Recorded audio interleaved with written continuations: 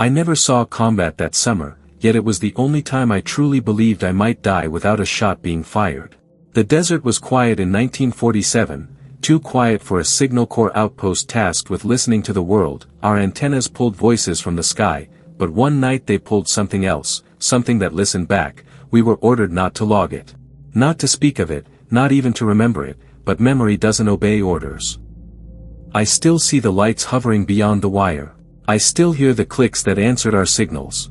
And I know, with the same certainty I once knew Morse code, that whatever watched us in that desert was not human, and it knew our names. Welcome to Combat Lore Files, where the shadows of war live on. Hit subscribe and get nightly drops of stories like this.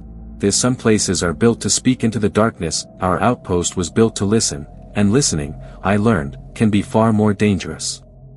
I arrived at the desert listening post in early 1947, riding in the back of an army truck that rattled like it wanted to shake itself apart. The driver didn't talk much, that he just kept his eyes forward, jaw tight, as if the land itself might overhear us. The outpost appeared suddenly out of the heat haze, low concrete bunkers half buried in sand, tall radio masts clawing at the sky like rusted fingers, and coils of barbed wire humming softly in the wind that I was a Signal Corps operator trained to intercept transmissions, identify patterns, log frequencies, and most importantly, stay silent unless ordered to speak. The war was over, but nobody told the radios. They still crackled day and night with voices, static, and things that sounded like neither.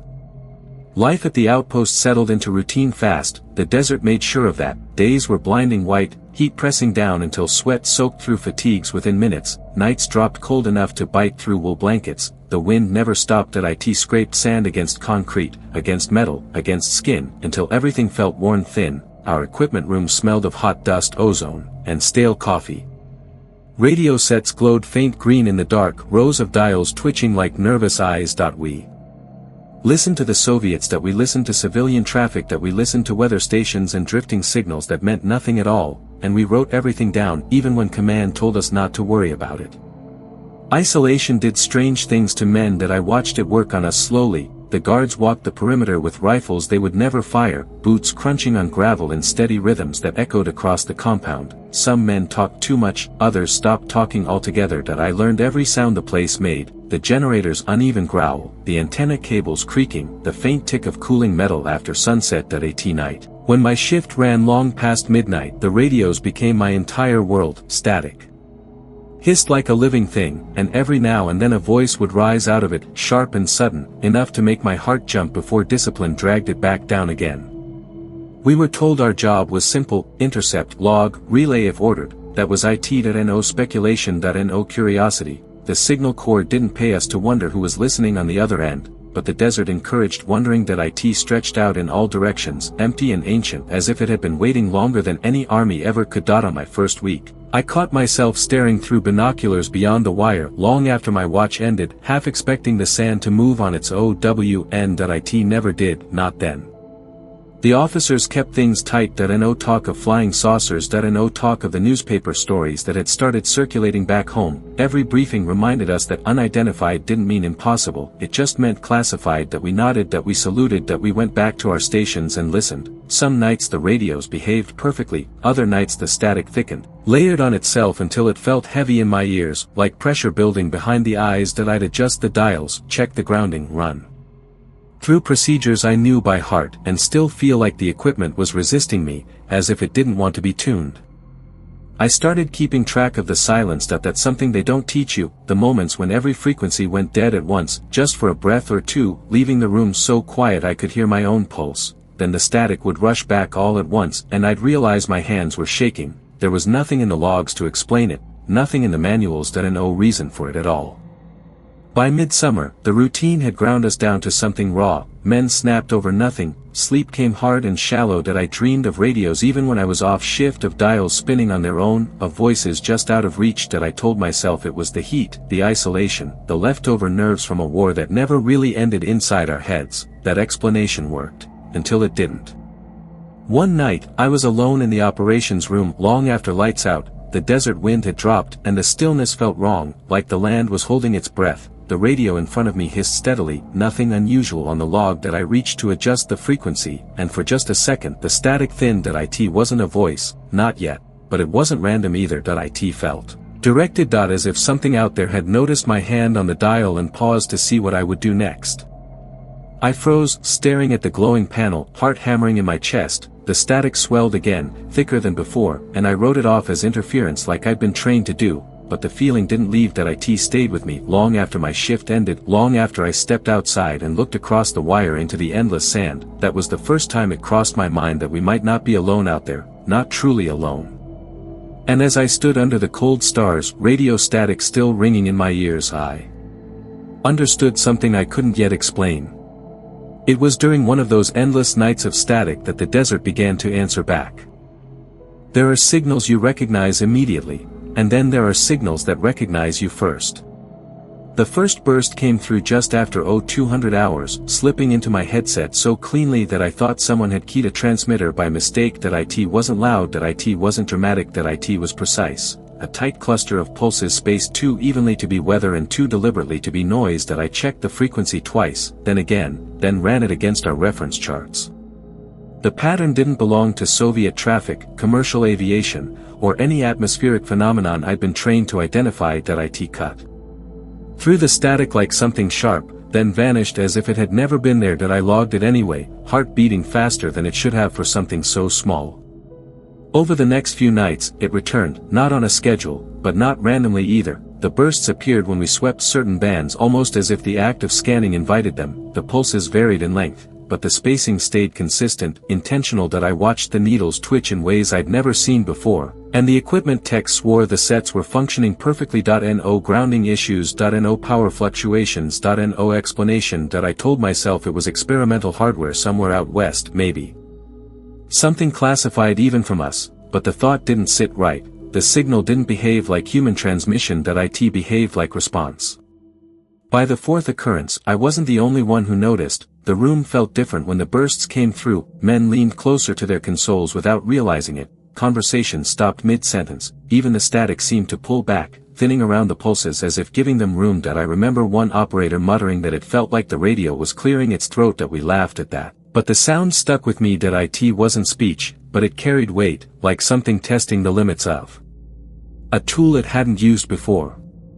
We tried to isolate the source. Triangulation should have been simple, but the readings refused to settle. The direction shifted slightly each time, always pointing deeper into the desert, always just beyond where our map stopped being precise. The bursts repeated after each scan, matching our adjustments too closely to be coincidence. I would tune, and seconds later the pulses would answer, not identical, but close enough to suggest awareness. My palms stayed damp against the dials, and I caught myself holding my breath every time the frequency settled.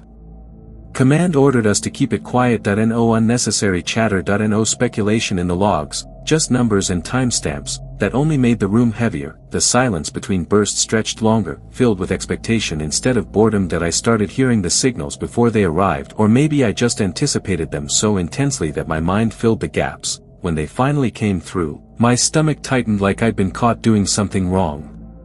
The strangest part wasn't the sound, it was the timing. The bursts began appearing at moments of peak attention, when someone leaned in, when an antenna adjustment was made, when a sweep slowed over a narrow band. It was as if the signal waited to be noticed. I remember thinking that if we stopped listening entirely, it might disappear, but that wasn't our job. Listening was the only thing we were allowed to do. One night, I ran a test sweep slightly outside our assigned parameters, not far enough to trigger alarms, but enough to satisfy a growing need to know. The pulses followed immediately, cleaner than before, longer, more confident than my headset hummed faintly, and I felt a pressure behind my eyes, subtle but unmistakable, like standing too close to heavy machinery. I pulled back instinctively, and the signal faded. I sat there staring at the console, realizing my hands were shaking again. The guards reported nothing unusual beyond the wire. No lights, no movement, just desert and stars, but inside the operations room, the air felt charged, the radios ran warmer than normal. The needles twitched even when no one touched them. One operator swore he heard faint clicks bleeding through adjacent channels, as if the signal was trying to spread. We checked everything twice and found nothing wrong. That was the problem, there was nothing wrong at all. By then, I understood something I hadn't allowed myself to admit before. These signals weren't lost, they weren't drifting, they weren't accidental, they were doing exactly what they were meant to do, and whatever was sending them wasn't trying to speak. It was measuring us. our tools, our habits, our attention, the realization settled in my chest like cold sand, heavy and inescapable that we weren't intercepting anything, that we were being acknowledged. The decision to adjust the antennas came quietly, without ceremony, as if it were just another technical correction, but as the metal arms began to turn toward the shifting source, I felt a certainty I couldn't explain, that by aligning ourselves more precisely, we were about to invite something closer than signals alone, and when we adjusted the antennas toward the source, the desert itself began to change. The first light didn't fall from the sky, it simply decided to exist. The antennas finished their adjustment just before dusk, metal arms locking into place with a hollow clank that echoed across the compound. The desert cooled fast after sunset, heat bleeding away until the air turned sharp and dry. That I was in the operations room when the radios reacted before any human voice did. The needles jumped hard to the right, pegging levels they'd never touched before, and the static thinned into a tight, hissing thread. My headset vibrated faintly against my ears, not loud enough to hurt, but enough to feel alive. That I stepped outside instinctively, drawn by a sense that something had shifted beyond the walls. That was when I saw it. A single point of light, low on the horizon, pale and steady. It didn't blink, it didn't drift, it hovered just beyond the perimeter wire, far enough to stay out of the floodlights but close enough to feel intentional. First I thought it was a flare, leftover ordnance, anything ordinary, but it didn't move like fire. It held position against the wind, against reason. The guard nearest the tower froze mid-step, rifle half-raised, as if his body had forgotten what to do next. The light began to move, not fast, not slow. It slid sideways, perfectly level, then stopped again. Another light appeared beside it, then a third, spacing themselves with careful precision. No engines, no sound, no heat shimmer. The desert remained silent except for the low hum of generators behind me. I realized my mouth was dry and that I hadn't blinked in several seconds. When one of the guards whispered my name over the field phone, I could hear fear in his voice, raw and unfiltered. Inside the operations room, the radios went wild, several frequencies spiked at once, overlapping in a way that should have caused feedback but didn't. The bursts we'd been tracking earlier surged stronger, thicker, as if pulled forward by the presence outside. The closer the lights drifted toward the wire, the louder the equipment became, not in volume, but in intensity, like the signals were being compressed. My headset buzzed with layered pulses that made my teeth ache. I had the sudden, unsettling thought that the lights weren't emitting anything at all, they were collecting it. Orders came fast and sharp, guards were told to hold position. No warning shots. No pursuit. We stood there, men trained for war reduced to witnesses, watching the lights perform movements no aircraft could replicate. They split and rejoined without acceleration, changed altitude without climbing or descending, disappeared and reappeared a short distance away, always smooth, always controlled. I'd seen planes crash, I'd seen flares burn out. This was neither. It felt deliberate, observational, like a demonstration meant for us alone. One light drifted closer to the wire, close enough that its glow reflected faintly off the metal coils. The radios surged again, and I felt a pressure in my chest that made breathing feel deliberate instead of automatic. For a moment, I was certain the light was aware of me specifically, that it could sense the direction of my gaze, the weight of my attention. Then, just as suddenly as it had arrived, it pulled back, joining the others in a loose formation that hovered beyond the floodlight's reach. Minutes stretched like hours. No one spoke. The desert felt altered, as if the space itself had been rearranged. The lights remained patient and unmoving, until the radios began to settle. The bursts softened, the needles crept back toward normal ranges. One by one, the lights faded, not extinguished, but withdrawn, sliding sideways into nothingness as if the night had swallowed them whole. The silence that followed was worse than the noise. A heavy, unnatural quiet pressed down on the compound, broken only by the distant clink of cooling metal. We stood there long after they were gone, waiting for something else to happen. Nothing did. The guards slowly lowered their rifles. Someone laughed once, sharp and nervous, then stopped. I returned to the operations room and stared at the logs, at numbers that couldn't explain what my eyes had seen. The equipment showed spikes, anomalies, patterns without labels. It was all real. It was all useless. When command called for a report, we gave them data. They wanted aircraft types, trajectories, altitudes. We gave them readings and times and ranges, but none of it captured the truth. The truth was that something had crossed into our awareness without crossing our wire, that something had interacted with our technology without touching it, and standing there in the aftermath, I understood that whatever we'd witnessed did not consider us a threat. Command demanded explanations, but the desert offered something older than orders. Every land remembers what walked above it long before soldiers arrived with radios and wire. The morning after the lights appeared, Command sent a civilian contractor to inspect our equipment. That he was an older man, leathered by sun and wind, with a way of moving that suggested the desert had shaped him rather than the other way around. While we walked the perimeter checking antenna mounts and power lines, he asked questions that had nothing to do with voltage or alignment. That he wanted to know when the lights first showed. That he wanted to know if the radios reacted before or after. That he listened more. Then he spoke, and when I finally asked why, it felt like breaking an unspoken rule. He told me the desert had always been watched, not by men, not by machines. By things that stayed high and distant, content to observe unless invited closer. That he said the old people spoke of sky watchers who learned patterns before they learned faces. They followed travelers, armies, caravans, studying habits and signals. The contractor didn't dress it up as superstition. That he spoke plainly, as if reciting weather history. The calmness in his voice unsettled me more than fear would have.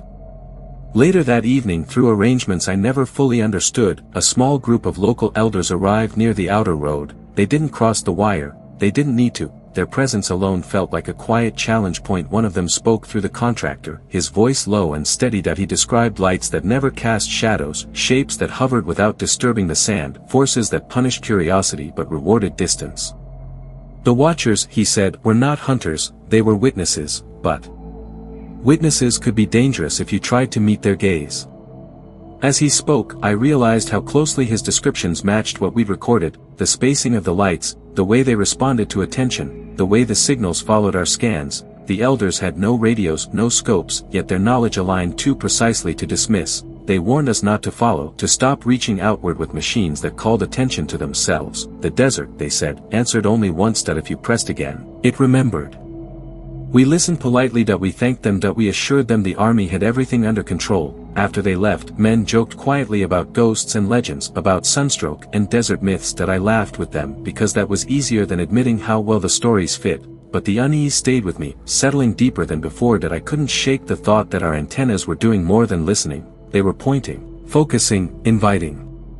That night, I sat alone at my station, eyes moving between scopes and dials, ears tuned for anything out of place. The radios behaved normally at first, steady and predictable. Then, without warning, a familiar burst cut through, a tight cluster of pulses we'd logged before, but this time, it carried structure. I recognized them. My breath caught as I realized the spacing mirrored our own training codes, not exact, not perfect, but close enough to feel intentional. I checked the settings twice, then again, hoping for error. There was none.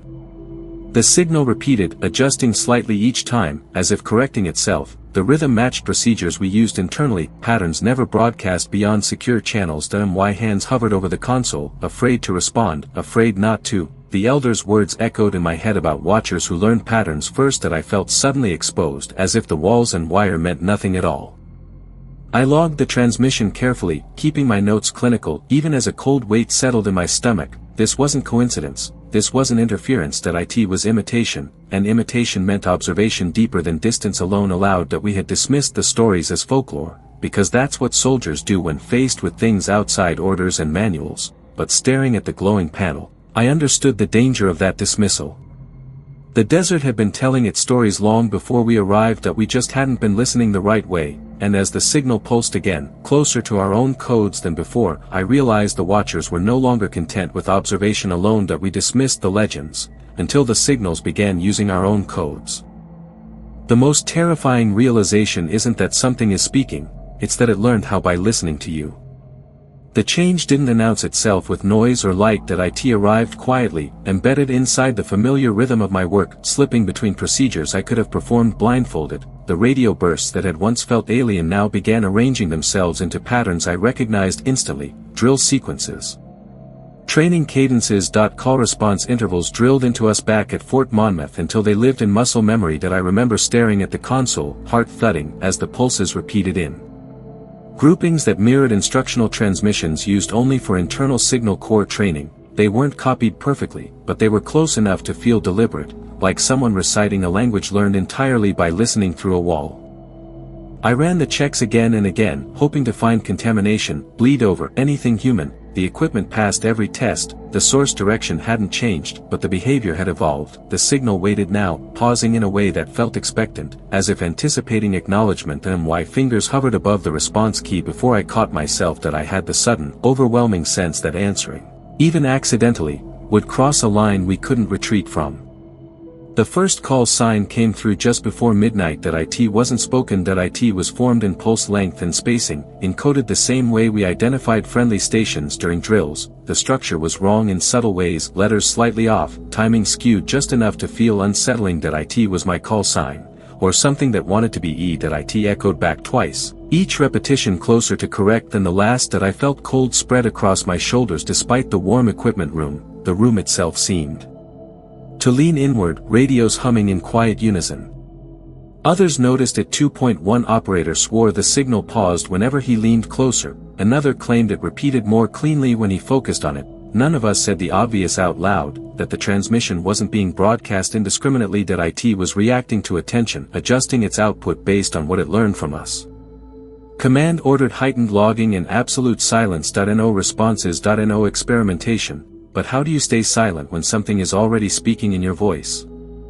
Over the following nights, the patterns grew more complex. Basic drills gave way to procedural flows, start-stop sequences used during emergency simulations. The signal wasn't just mimicking sound. That IT was absorbing structure, logic, order. The realization hit me slowly and then all at once. We weren't being contacted, that we were being studied. The difference mattered more than any technical detail. Sleep became difficult. That I'd close my eyes and hear the pulses repeating behind my thoughts, almost familiar, almost right. That I started noticing the radios warming faster than normal when the signal appeared, as if energy was being drawn through the system. The techs checked insulation, grounding, cooling systems. Everything looked fine, but the sensation persisted, like the equipment was being used in a way it wasn't designed for. One evening, I caught a transmission fragment that matched a training cadence I'd practiced years earlier, one I hadn't heard since, basic, obsolete, phased out before the war even ended. The fact that it resurfaced now chilled me more than the newer material. That IT meant the signal had depth, history. It had been listening longer than we'd been aware of. IT had been patient. We tried narrowing our sweeps, reducing exposure, operating only within strict windows. The signal adapted. That IT appeared faster, cleaner, more focused. That IT no longer flooded channels. That IT targeted them. The bursts clustered around active stations, skipped dormant ones, behaving with efficiency that suggested intention rather than curiosity. That I found myself avoiding certain frequencies entirely, not because of orders, but because tuning them felt like opening a door that pushed back. The guards began reporting unease beyond the wire, not sightings, not sounds, just a sense of being watched that settled in during night shifts. The perimeter lights cast long shadows that seemed heavier than before. Every radio spike made heads turn. Every unexpected click drew hands closer to weapons that couldn't reach. Whatever this was, that we were trained to face enemies who crossed borders, not presences that learned from distance. I kept thinking about language, not as words, but as patterns of behavior. The signal didn't want conversation. That IT wanted comprehension. That IT was mapping us, the way we mapped the airwaves. And mapping comes before approach. That understanding settled in my chest like a stone, heavy, unmovable. Then, on a night thick with silence, the perimeter alarms triggered all at once. Red lights flared along the fence, line after line, cutting through the darkness. The radio spiked in response, my headset vibrating sharply against my ears. Guards shouted positions, weapons were raised. That I stared at the scope screens, expecting movement, expecting intrusion. But beyond the wire, there was nothing. No lights, no shapes, no footprints in the sand, just the desert, unchanged and waiting. And that was when fear truly set in. Then one night, the perimeter alarms trigger, but nothing crosses the wire. It didn't approach. It didn't retreat. It simply waited, and that was worse than anything that moved. The alarms had barely finished echoing across the compound when the radios began to fail, not spike, not surge, fail one by one. The consoles dimmed, needles sagging as if gravity itself had shifted. The steady hum of the generator stumbled, then steadied again, but something essential had been taken out of the system. That I remember standing frozen between stations, heart pounding, trying to reconcile the screaming perimeter lights with the empty scopes. Nothing crossed the wire, nothing moved in the sand, and yet every instinct I had told me we were no longer alone. A guard shouted from the western tower, his voice cracked over the field phone, words tumbling over each other. That he kept saying it wasn't moving, that it had been there the whole time, none of us understood what he meant until I stepped outside into the floodlit yard. The lights cut harsh white cones across the sand, casting sharp shadows from the fence posts and antenna bases, and beyond that artificial brightness, just at the edge where illumination bled into darkness, stood the silhouette. It was tall, taller than any man I'd ever seen, but proportions meant nothing when you couldn't define edges. That it wasn't solid in the way a body is solid, nor luminous like the lights we'd already witnessed. That it absorbed the floodlight without reflecting it, as if the brightness bent slightly around its shape. The outline was there and not there at the same time, stable and unwavering. No limbs moved. No features shifted. It simply occupied space with a certainty that made my stomach drop. Someone behind me swore under his breath. Another man raised his rifle and then lowered it again, realizing how pointless that gesture was. The silhouette didn't react. It didn't acknowledge us in any visible way, and yet I felt seen more clearly than I ever had in my life. The sensation pressed against my thoughts, not like fear alone, but like attention, focused, measured, ancient. Inside the operations room, panels sparked briefly and went dark. The radios emitted a low, uneven tone before falling silent entirely. Headsets went dead in our hands. We were cut off from everything beyond the compound at the exact moment something stood just outside it. The timing felt intentional, enforced. I remember thinking that the outpost no longer felt like a military installation. It felt like a display, cables, antennas, men, all arranged for observation. The silhouette remained still as minutes stretched thin. No wind stirred around it. No sand shifted at its base. There were no footprints, because there was no sign it touched the ground at all. One of the officers shouted orders that dissolved into confusion. No one knew what to do. There were no procedures for this. No drills. No training manuals. No enemy to engage or retreat from. Just a presence that did not advance and did not withdraw. I realized then that movement wasn't necessary for dominance. Standing there, unmoving, it controlled the entire space, our attention, our fear, our silence. It didn't need to prove anything. The outpost was reacting to it, not the other way around. That understanding made my chest feel tight, like breathing through cloth. I couldn't stop staring, even as every rational part of my mind screamed to look away. Then something shifted, not in the silhouette, but in us. The pressure intensified, subtle but undeniable, as if the air itself had grown heavier. Men staggered slightly, hands bracing against walls or equipment. The generators faltered again, lights flickering. The silhouette remained unchanged, patient through the disruption it caused. I had the sudden, terrifying certainty that it wasn't exerting effort. This was simply the effect of its presence. Time lost meaning. I don't know how long we stood there, minutes or hours. The desert sky wheeled slowly overhead, stars cold and distant. Eventually, the pressure eased, the lights stabilized, the generators settled. The silhouette did not move, but something about it felt complete, as if whatever observation or assessment it required had concluded. Without warning, its outline softened, edges thinning until it was less absence than suggestion. Then it was gone, not departed, not retreated, gone, as if it had never occupied that space at all.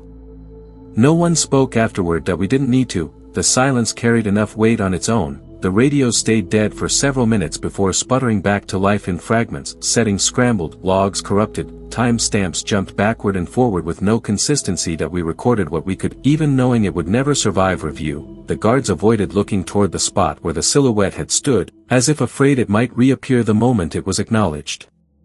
I stayed outside until the eastern sky began to pale, watching the desert reclaim its familiar shape. As dawn spread across the sand, the outpost looked ordinary again, ugly concrete, wire, steel, men exhausted and shaken. The floodlights clicked off one by one. The place felt smaller in daylight, less significant.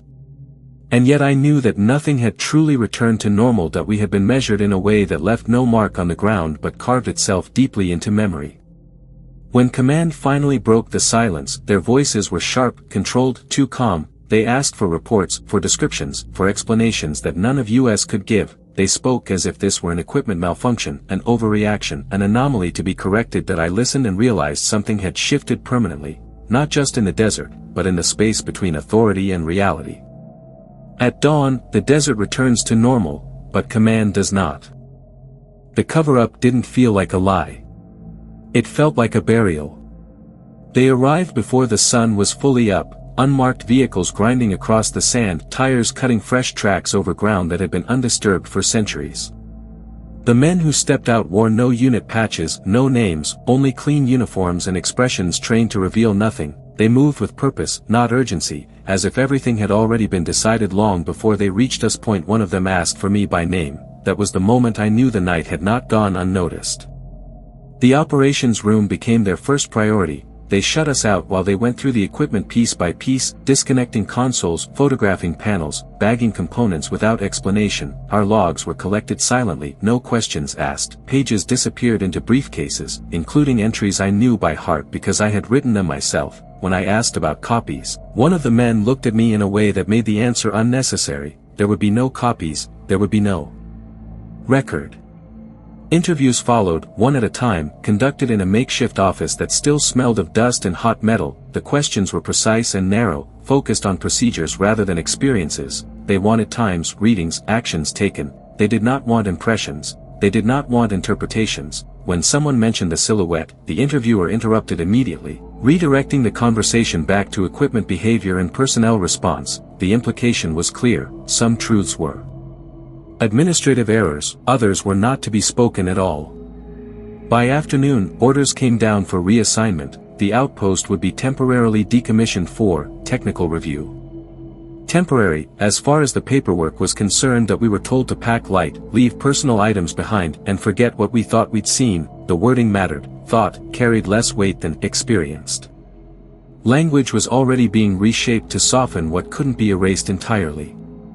Before we left, each of us signed documents we weren't allowed to keep. They were brief, clinical, final. Non-disclosure clauses backed by penalties we didn't need explained. No mention of lights. No mention of signals. No mention of figures beyond the wire. Officially, the incident never occurred. There had been interference. A malfunction. An overreaction. Unofficially, the silence pressed harder than any threat.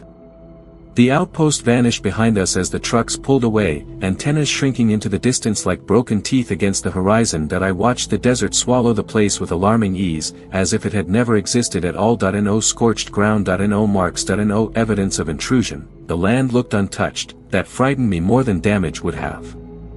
Life continued, at least on the surface. I was reassigned to a base where the radios behaved themselves and the nights held no surprises. I followed orders. I did my job. But something had shifted inside me. Sleep became a negotiation. I dreamed of static resolving into patterns I couldn't unhear. Of floodlights illuminating empty sand where something had stood only moments before. When I ran into men from the outpost months later, we never spoke directly about it. We didn't need to. The shared pause in conversation, the way eyes avoided certain topics, that was enough. Rumors surfaced quietly, never in official channels. Signalmen whispering about a desert post shut down overnight. A technician claiming his equipment logs had been altered after transfer. None of it stuck. Without records, stories withered quickly. The system worked as intended. What lingered were the nightmares, not dramatic, not theatrical, just the same moment replayed endlessly, standing under artificial light, staring at something that did not need to move to assert its presence. We woke with the same sensation of being watched. Long after we were back among cities and crowds. It bonded us more tightly than any shared battle ever could. Years passed. I left the service. Eventually, the world moved on to new fears, new conflicts, new legends. When reports of strange lights resurfaced decades later, I recognized the language immediately, the careful phrasing, the emphasis on misidentification, the quiet dismissal wrapped in authority. It was familiar because I had lived inside its beginning. Silence, I realized, was not just damage control. It was part of the encounter itself. A continuation of observation by other means. The watchers had studied us through signals and lights, command studied us through obedience and memory suppression. Both wanted the same thing, containment. With enough time, even witnesses become unreliable, even truth becomes folklore. I kept my silence because I was trained to, but I never believed it meant safety, only delay. And years later, as I look back on how easily the record was erased, I understand something that took me a lifetime to accept. Silence was never meant to protect us. It was meant to preserve whatever had been watching. Years later, I realized silence was part of the design. Some stories don't end when the witnesses fall silent, they end when someone finally listens the right way. I didn't speak about that summer for years, not to my family, not to friends, not even to myself in any honest way. Time did what command intended it to do. It blurred edges. It dulled urgency. It allowed the memory to settle into something easier to carry, but it never disappeared. It waited quiet and patient, like the signals had, waiting for the moment I'd stop pretending it was only a bad dream. Every so often, I would meet another signalman who had served in remote places. The conversation always followed the same path: that we talk equipment, old stations, odd assignments. And then there would be a pause, just long enough to feel deliberate. Someone would mention a frequency that never behaved right. Or a night when the radio seemed too aware. The words were never explicit. They didn't need to be E.I in those moments. I knew the story hadn't vanished, that IT had simply gone underground, passed along in fragments, kept alive by those who understood that some experiences lose their power when spoken too clearly. Out in the desert, the locals never forgot. They didn't need declassified files or confirmation. The elders' stories continued, unchanged by our presence or departure. They spoke of watchers who observed generations come and go, of lights that learned routines, of punishments reserved not for belief, but for curiosity. That I realized then that what we encountered wasn't new to the land that we were. We had arrived with antennas and confidence, assuming the sky was empty simply because we couldn't read it properly. I thought often about language, not spoken words, but systems, patterns, repetition, intent. The Signal Corps taught us that every transmission leaves a trace, every broadcast shapes the space it moves through. That we believed we were passive listeners, collecting fragments of a noisy world. But that summer taught me something harder to accept: listening is not neutral. Attention changes things. That IT announces presence. That IT invites response. The outpost itself no longer exists. That I went looking years later, driving out beyond the old access road until pavement turned to dirt and dirt turned to nothing. The concrete pads were gone, the wire removed, the antennas dismantled. Not even scrap remained. That IT was as if the place had been erased deliberately, returned to the desert without ceremony. Standing there under an open sky, I felt smaller than I ever had before, not insignificant, but observed. I still work with radios from time to time. Old habits die hard. There are frequencies I avoid now, not because of regulations, but because of instinct. Bands where the silence feels too structured, too intentional. That I know how that sounds. That I know how easily it slips into superstition. But superstition doesn't explain why my hands hesitate before certain adjustments. Why I still feel that familiar pressure behind my eyes when the static thins just a little too much. What we encountered never followed us home, not physically. At least, I don't think it did. But I'm no longer certain distance matters the way we believe it does. If something can learn us through patterns, through habits, through the way we reach outward, then proximity becomes a flexible concept. The watchers didn't need to cross the wire, they didn't need to speak, they needed only to understand, and understanding, once achieved, is permanent. Over the years, I've seen reports dismissed with the same language used on us: misinterpretation, technical anomalies, environmental factors. The explanations are always ready. They're comforting in their familiarity. They preserve order, but every time I read them, I hear echoes of that summer. The careful phrasing, the narrowed focus, the way curiosity is quietly discouraged. IT tells me the system remembers, even if it pretends not to. I don't believe what we encountered was hostile, not in the way we define hostility. IT didn't attack, IT didn't invade, IT didn't demand. IT observed. That distinction matters, because observation implies patience, and patience implies time on a scale we don't like to consider. The desert understood that scale, the elders understood it. That we did not. If there is a lesson in what happened, if there is a moral worth carrying forward, it's this: war teaches us to watch enemies and ignore everything else. Legends teach us to watch the land and respect what we don't understand. When those two ways of seeing collide, something breaks. And it's usually us. That we brought war habits into a place that required humility. That we treated the sky like a battlefield and learned too late that it was a mirror. I still think about the silhouette sometimes, not its shape, but its stillness, the certainty it carried, the sense that movement was unnecessary. That moment changed the way I understand presence, authority, and silence. Some things don't need to announce themselves. They wait, they listen, they remember. We thought we were monitoring the sky, but history will remember that, for one summer in 1947, the sky was monitoring us. This story is inspired by real wartime reports, blended with folklore, and dramatized for narrative purposes.